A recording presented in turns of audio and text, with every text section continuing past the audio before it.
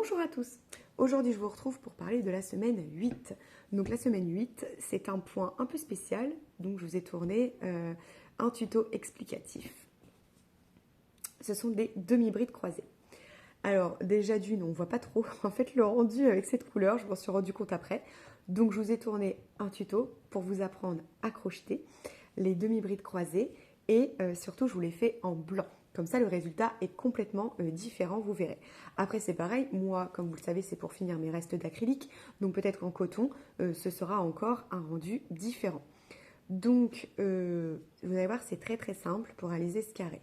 Déjà, il faut partir d'un nombre pair, donc un multiple de 2, parce qu'on va fonctionner par 2 mailles à chaque fois. Donc, moi, j'ai de la chance. Du coup, j'ai choisi 30, une chaînette de 30 et à chaque fois, ça me réussit. Parce que du coup, ça tombe bien. À part pour le point nope, du coup, pour le cœur, où du coup, il fallait en nombre impair. Alors, là, vous faites votre chaînette normale. Moi, j'ai préféré faire un rang de demi-bride. De demi-bride ou maille serrée. Du coup, je ne sais même plus. Non, j'ai fait un rang de demi-bride. Je trouvais que le rendu, en attaquant le point tout de suite, c'était pas joli. Donc je me suis dit, je vais faire un rang de demi-bride et de toute façon, ça va être un petit peu camouflé parce que là, vous voyez, ça fait un relief. Donc là, ça fait une bande plate. Donc là, j'ai une bande plate pour démarrer. Et de toute façon, vu que je vais refaire une bordure sur mon carré, au final, on ne verra pas la chaînette de départ. Donc, c'est pas bien dérangeant. Donc, si vous voulez, vous pouvez partir sur votre chaînette. Donc, nombre pair multiple de 2. Et vous pouvez faire un rang de demi-bride tout le long. Ensuite, donc là, je vous explique, mais vous viendrez voilà, en soutien avec la vidéo que je vous ai enregistrée. Nous allons travailler 2 mailles, mais pas dans l'ordre habituel. Donc là, vous avez vos 2 mailles. Et en fait, nous allons prendre, par exemple, là, je suis ici. Hop. Donc normalement, la logique voudrait que je crochette à la suite, mais là, pas du tout. Vous allez sauter votre première maille. Vous allez faire votre demi-bride dans celle-ci. Et après, vous retournez en arrière et vous crochetez votre demi-bride dans celle-là. Donc, vous aurez crocheté votre demi-bride ici.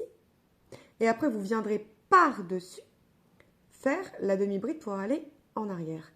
Donc, ça vous fera un croisement qui est chouette parce que du coup, vous le verrez de chaque côté. Donc là, vous allez apercevoir le croisement. C'est ça qui fait le relief. Le relief, c'est la bride qui passe par-dessus cette bride-là. Donc voilà. Et donc, ça se voit des deux côtés. Vous voyez ? Là, c'est la dernière bride que j'ai fait. Donc, elle est en relief par rapport à l'autre. Donc, voilà. Donc, demi-bride relief, parce que je vous ai dit bride, je crois, mais c'est demi-bride relief. Après, vous pouvez le faire en bride ou en demi-bride. Hein. Voilà. Moi, j'ai pris bride relief.